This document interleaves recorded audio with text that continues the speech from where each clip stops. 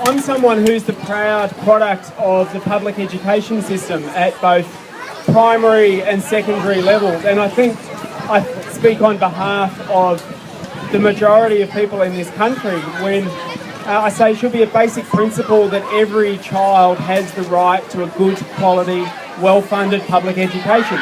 And I think for too long that principle has drifted, and previous governments did a lot of damage to that principle. And one of the opportunities that we've got right here, right now, in this parliament, especially with the way that it is at the moment, is to fix that and to start getting Australia back at least in the middle of the pack internationally when it comes to funding our public education system. We've just been handed a blueprint as to how we could get there, a blueprint from the government's own hand-picked team of advisors that makes the point that we need a $5 billion injection at a minimum into public education if we are to get somewhere near, as I was saying, the middle of the pack. If we wanted to get to where Norway is, leading the pack, we would need a minimum of $20 billion going into our public education system. So putting $5 billion in is actually quite a modest start. One of the things that I will be making very, very clear when I go back to Canberra next week, to whoever the Prime Minister happens to be at that particular time, I feel confident it's going to be the same one, but we'll see. But making the point that let's not let all this talk of leadership and media and so on distract us from what really matters in this country, and what could be more important than getting the funding of our education system right.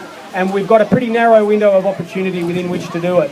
And so I will be doing everything I can to put my foot on the accelerator to try and get legislation through this year that sees a big boost in funding to public education. And one of the things that would be enormously helpful for me in doing that is to be able to know and tell those other members of Parliament that the public is right behind us on this. So can I have a show of hands? Has everyone signed one of the postcards? Who's signed? Excellent. Well, if you haven't put up your hand, could you please do it? They're flooding into my office, as I know they're flooding into offices around the country.